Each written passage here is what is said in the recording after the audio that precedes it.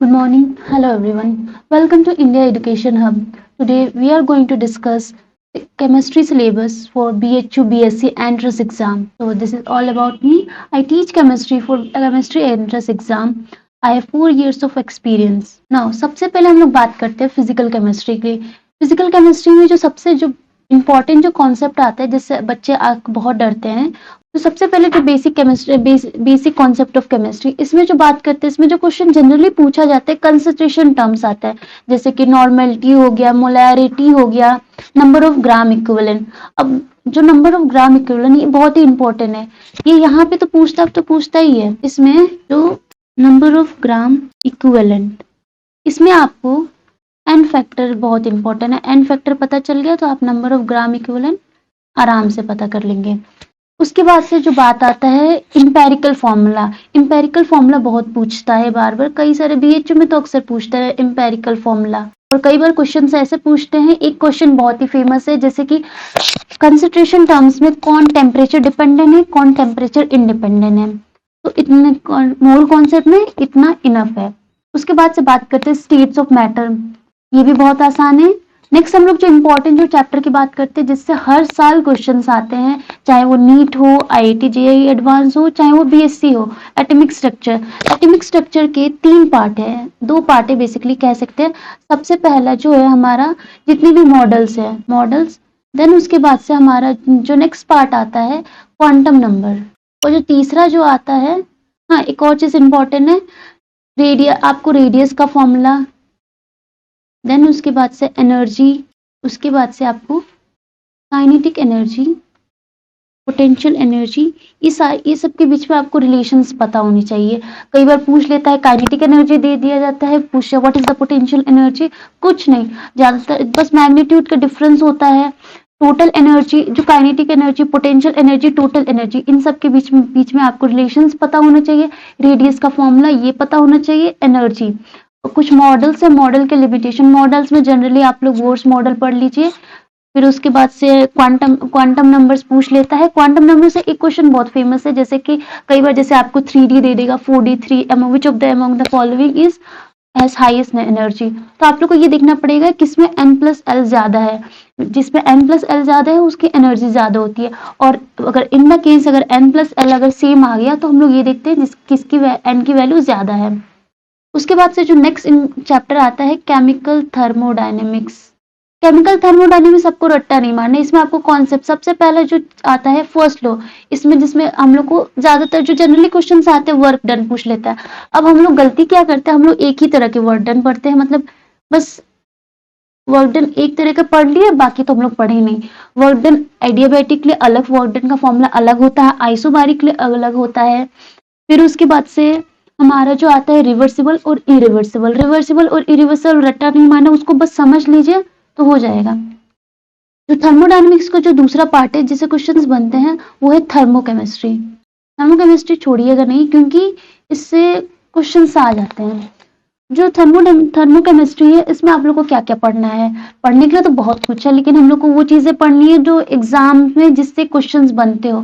जैसे कि bond energy of enthalpy of bond dissociation enthalpy of bond formation enthalpy of fusion ये सारी चीजें पढ़ना है.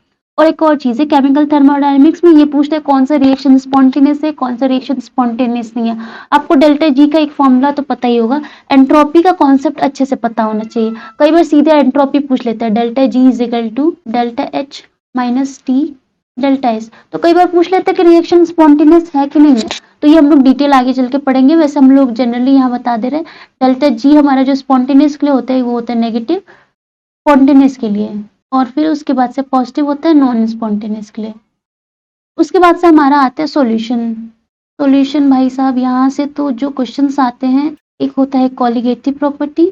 आपको इसमें कॉलिगेटिव प्रॉपर्टीज पढ़ने हैं. नेक्स्ट उसके बाद से इसमें आपको जो पढ़ना है आइडियल और नॉन आइडियल सॉल्यूशन. ठीक है नॉन आइडियल सॉल्यूशन ये आपको पढ़ना है. कॉलिगेटिव प्रॉपर्टी में वही जो अगर न्यूमेरिकल बनेंगे तो वही बन जाएंगे. आपको बस फॉर्मूला याद होना चाहिए जितने भी 4 कॉलिगेटिव प्रॉपर्टी है like elevation of boiling point depression in freezing point. ये सारे जो कॉलिगेटिव प्रॉपर्टी इसका फॉर्मूला याद रखिए. That's enough. And ideal and non ideal ठीक है ये आपको पढ़ना है. तो ये हमारा सॉल्यूशन हो गया.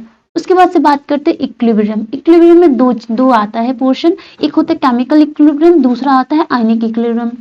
केमिकल इक्विलिब्रियम से उतने क्वेश्चंस नहीं आते, जो मेन क्वेश्चंस आता है ionic equilibrium.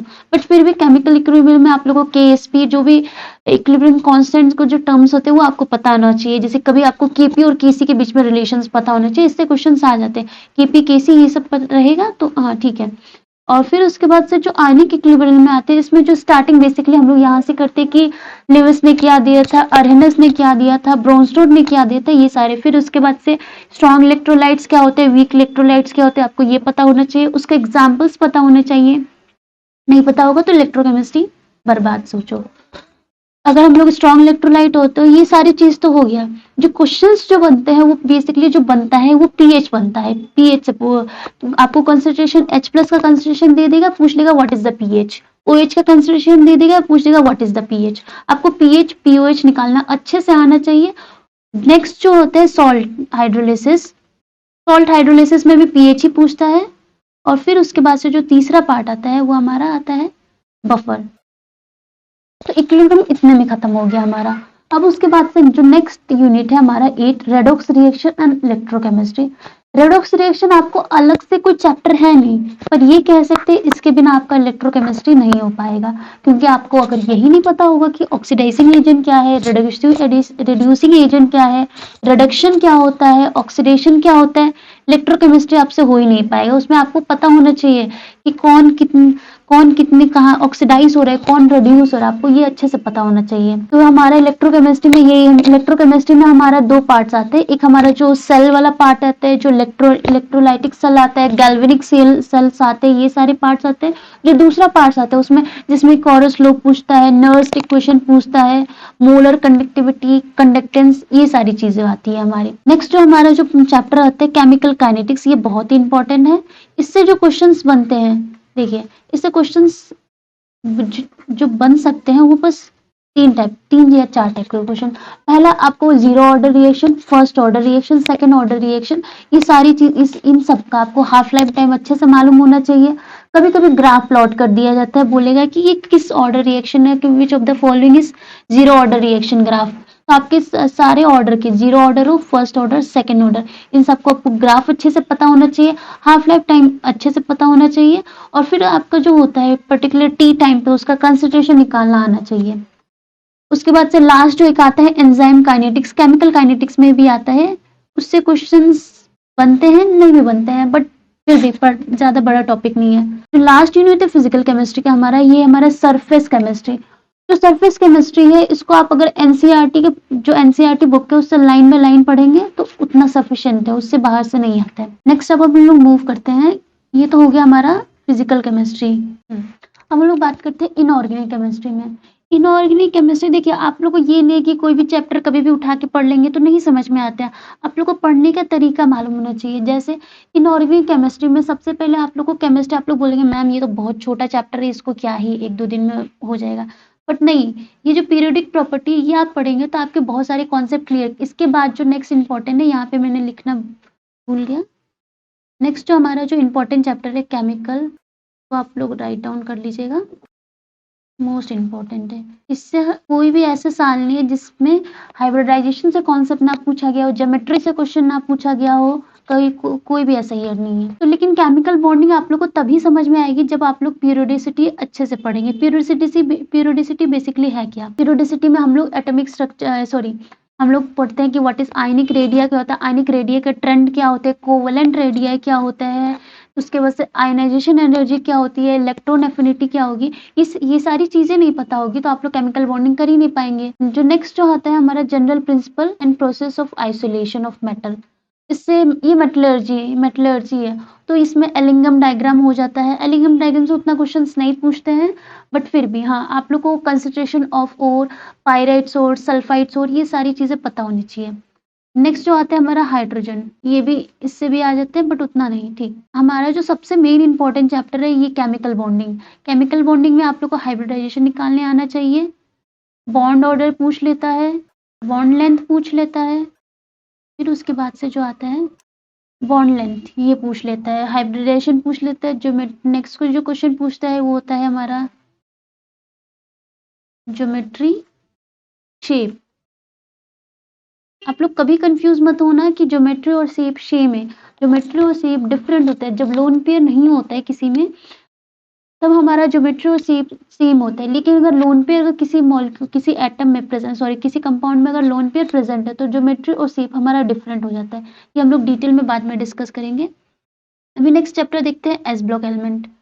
S block element से भी क्वेश्चंस पूछ लेते हैं इसमें, जैसे कि कार्बोनेट की स्टेबिलिटी, फिर उसके बाद से सल्फेट की स्टेबिलिटी, हाइड्रोक्साइड फॉर्मेशंस, और कुछ लास्ट में कुछ इंपॉर्टेंस कंपाउंड्स है, जैसे स्लैग लाइम हो गया, सोडियम हाइड्रोक्साइड। ये सारी चीजें कभी कभी पूछ लेते हैं। कभी कभी तो सीधा मॉलिक्यूलर फॉर्मूला पूछ लेता है, जैसे कि स्लैग लाइम का formula, which of the following is slag lime, कई सारे मतलब दे देंगे, फिर आप लोग को पहचानना होगा। तो मॉलिक्यूलर फॉर्म कभी कई बार फॉर्मूला पूछ लेता है। नेक्स्ट उसके बाद से पी ब्लॉक, ये कह सकते हैं केमिकल बॉन्डिंग के बाद से जो नेक्स्ट इंपॉर्टेंट चैप्टर है, हम लोग कह सकते हैं ये पी ब्लॉक है। इसको आपको अच्छे से पढ़ना होगा, सारे की हम लोग को ट्रेंड्स पढ़ने होंगे, फिर कुछ एक्सेप्शन कुछ नहीं कह सकते हैं, केमिस्ट्री में एक्सेप्शन बहुत ज़्यादा होते हैं। तो इसमें एक्सेप्शन जनरली जो क्वेश्चन आते हैं वो एक्सेप्शन से आते हैं। अगर पीरियोडिसिटी से भी क्वेश्चन आते हैं तो ज़्यादातर एक्सेप्शन से होते हैं। नेक्स्ट जो हमारा जो चैप्टर है, D and F block element, और उसके बाद से ये कह सकते हैं कोऑर्डिनेशन कंपाउंड। कोऑर्डिनेशन कंपाउंड में आप लोग के जो क्वेश्चंस, देखिए पढ़ने के लिए तो बहुत कुछ है, लेकिन जो कोऑर्डिनेशन कंपाउंड से जो क्वेश्चंस आते हैं, ये हमारे मेनली आते हैं स्ट्रक्चर आइसोमर से। स्ट्रक्चर, इसमें कई सारे स्ट्रक्चर आइसोमर्स आते हैं, हमारा स्टीरियो आइसोमर आता है, हाइड्रेटेड आइसोमर्स होते हैं, ये सर इसमें कई सारे आइसोमर्स है, आप लोग को वो पढ़ना होगा। दूसरा चीज जो इसमें पढ़ना होगा, ये आपको पढ़ना होगा कि कुछ बेसिक चीजें आपको पता होने कि लिगेंड क्या है। जैसे फॉर एग्जांपल मान लीजिए K2FeCN सेकेंड 4, ठीक। इसमें आपको कोऑर्डिनेशन नंबर क्या है, लिगेंड्स क्या है, फिर उसके बाद आयनाइजेशन पेयर क्या है, ये आपको पता होना चाहिए। CFAC आपको पता होना चाहिए टेट्राहेड्रल के लिए और ऑक्टाहेड्रल के लिए, ये बात आपको पता होना चाहिए। तो इतना करेंगे तो कोऑर्डिनेशन में इतना है, ये हो जाएगा आपका। नेक्स्ट उसके बाद से इतना तो हमारा केमिस्ट्री का हो गया। अब हम लोग बात करते हैं ऑर्गेनिक की तरफ। ऑर्गेनिक में अगर देखें हम लोग, जो हमारा शुरुआत की ये जो 2 चैप्टर है, देखिए ये जो शुरुआत की चैप्टर है, अगर आप लोगों ने ये पढ़ ले तो आप लोग सोचिए आप लोगों ने 70% ऑर्गेनिक का खत्म कर लिया। अब आप बोलोगे कैसे 2 चैप्टर करके, ये बाकी इतना सारा है। देखिए जो जनरल ऑर्गेनिक केमिस्ट्री है, इसमें हम लोग पढ़ते क्या क्या है, इसमें हम लोग इंडक्टिव इफेक्ट पढ़ते हैं, हाइपर कॉन्जुगेशन पढ़ते हैं, उसके बाद से हम लोग पढ़ते हैं mesomeric effect, resonance effect, acidity, basicity. और इसी जीओसी में हम लोग कार्बोकेटाइन की स्टेबिलिटी भी पढ़ते हैं, कार्बो एनाइन की स्टेबिलिटी पढ़ते हैं, फ्री रेडिकल की स्टेबिलिटी पढ़ते हैं, ठीक। देखिए अब देखिए हम लोग जो जीओसी से जो क्वेश्चन आते हैं, कई बार मान लीजिए टर्शरी कार्बोकेटाइन दे देगा, सेकेंडरी कार्बोकेटाइन देगा, प्राइमरी बोल देगा, विच of the following is among is most stable carbocation. तो हम लोग ये जीओसी से हम लोग कर लेंगे। इसमें जो आपको क्वेश्चन आते हैं, कार्बोकेटाइन की स्टेबिलिटी, कार्बो एनाइन की स्टेबिलिटी और फ्री रेडिकल की स्टेबिलिटी, यहाँ से आते हैं। कई बार रेजोनेंस, इसमें से किसकी रेजोनेंस एनर्जी ज़्यादा होती है, ये एसिडिटी का ऑर्डर कई बार पूछ लेता है, बेसिसिटी का ऑर्डर कई बार पूछ लेता है। तो ये एसिडिटी और बेसिसिटी का ऑर्डर जानने के लिए हम लोग ये प्लस आई, हाइपर कॉन्जुगेशन, रेजोनेंस, ये सारे पढ़ते हैं। अब देखिए नेक्स्ट जो होता है हमारा रिएक्शन मैकेनिज्म। अब जो रिएक्शन मैकेनिज्म अपने आप में एक बड़ा चैप्टर है, इसके अंदर में एडिशन रिएक्शंस आते हैं। अब हम लोग जैसे ही एडिशन रिएक्शन पढ़ेंगे, हमारा एल्कीन और एल्कीन खत्म हो जाएगा, ठीक। एडिशन रिएक्शन के बाद से हम लोग पढ़ेंगे, एडिशन रिएक्शन के बाद से हम लोग जो पढ़ेंगे सब्स्टिट्यूशन रिएक्शन। जैसे ही पढ़ेंगे सब्स्टिट्यूशन में क्या आता है, नाइट्रेशन, सल्फोनेशन, फ्रीडल का अल्काइलेशन, असाइलेशन। तो इसमें हमारा एल्डिहाइड कीटोन का बहुत सारा पोर्शन खत्म हो जाएगा। तो इसी तरीके से रिएक्शन मैकेनिज्म जैसे जैसे पढ़ते जाएंगे, ये सबका थोड़ा थोड़ा पार्ट कवर होता जाएगा। हाँ कुछ चीज़ें एक्स्ट्रा पढ़नी होगी, जैसे कि नेम रिएक्शन आता है, कैनिजारो रिएक्शंस हो गया, कॉल्वे रिएक्शंस हो गए, ये सब तो सीधे क्वेश्चन पूछ लेता है। कैनिज किसमें मतलब बोलेगा which of the following compounds हो Cannizzaro reaction, which of the following compounds हो एल्डोल कंडेंसेशन। फिर कई बार आपको रिएक्शन दे देगा, बोलेगा कि इसका प्रोडक्ट बनाओ, तो कुछ नेम रिएक्शन है वो सीधा क्वेश्चन पूछ लेता है। ये भी हम लोग डिटेल में पढ़ेंगे। हाँ एक और चीज़ जो इम्पोर्टेंट है, जैसे अक्सर टेस्ट, जैसे कि फॉर एग्जांपल टर्सरी, इससे अक्सर बनते हैं क्वेश्चन, प्राइमरी अल्कोहल, ठीक। इन तीनों को डिस्टिंग्विश करने के लिए कौन सा टेस्ट होता है, न्यूकास टेस्ट से क्वेश्चन आते हैं हमारे, फिर जो फेलिंग सॉल्यूशन है उससे क्वेश्चन आते हैं। ये सारी टेस्ट है, कुछ 2-3 टेस्ट है, वो पढ़ेंगे तो हो जाएगा हमारा। तो नेक्स्ट जो लास्ट है हमारा Organica, biomolecule, polymer and chemistry in everyday life. ये सब, ये पॉलीमर एनसीईआरटी में जितना है उतना ही है। केमिस्ट्री इन एवरीडे लाइफ, ये भी जो केमिस्ट्री जो बुक है एनसीईआरटी की उसमें जितना है उसी से आता है, उससे कुछ एक्स्ट्रा नहीं आता है। Chemistry in everyday life chemistry में वो सॉरी एनसीईआरटी में डिटेल में दिया हुआ है। पॉलीमर भी उतना ही है।